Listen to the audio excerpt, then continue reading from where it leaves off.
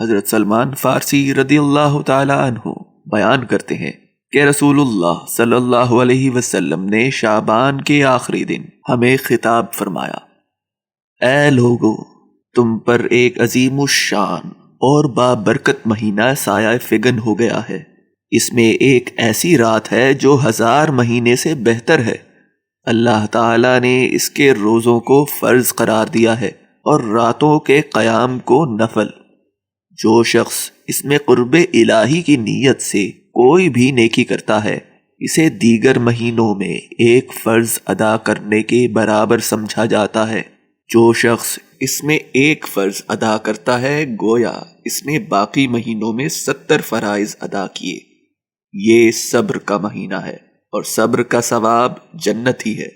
یہ غم خواری کا مہینہ ہے۔ اس مہینے میں مومن کا رزق بڑھا دیا جاتا ہے۔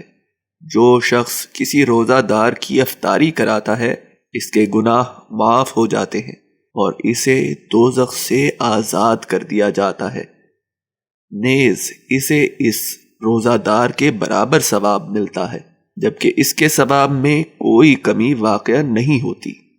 صحابہ کرام رضی اللہ تعالی عنہما نے عرض کیا، یا رسول اللہ صلی اللہ علیہ وسلم، ہم میں سے ہر ایک روزہ افطار کرانے کی طاقت نہیں رکھتا۔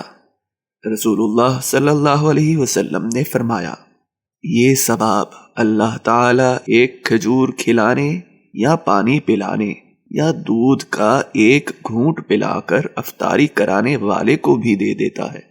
اس مہینے کا ابتدائی حصہ رحمت ہے، درمیانہ حصہ مغفرت ہے اور آخری حصہ دوزخ سے آزادی ہے۔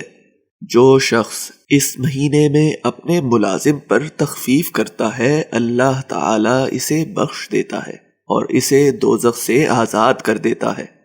اس میں 4 کام زیادہ سے زیادہ کرنے کی کوشش کرو۔ 2 کاموں کے ذریعے تم اپنے رب کو راضی کرو گے اور 2 کاموں کے بغیر تمہارے لیے کوئی چارہ کار نہیں۔ جن 2 کاموں کے ذریعے تم اپنے رب کو راضی کرو گے، ان میں سے ایک لا الہ الا اللہ کی گواہی دینا ہے اور دوسرا اس سے بخشش طلب کرنا ہے۔ جن 2 کاموں کے بغیر تمہارے لیے کوئی چارہ نہیں، ان میں سے ایک یہ ہے کہ تم اللہ تعالی سے جنت کا سوال کرو اور دوسرا یہ ہے کہ دوزخ سے پناہ مانگو۔ جو شخص روزہ دار کو پانی پلائے گا، اللہ تعالیٰ اسے میرے حوض سے پانی پلائے گا، پھر اسے جنت میں داخل ہونے تک پیاس نہیں لگے گی۔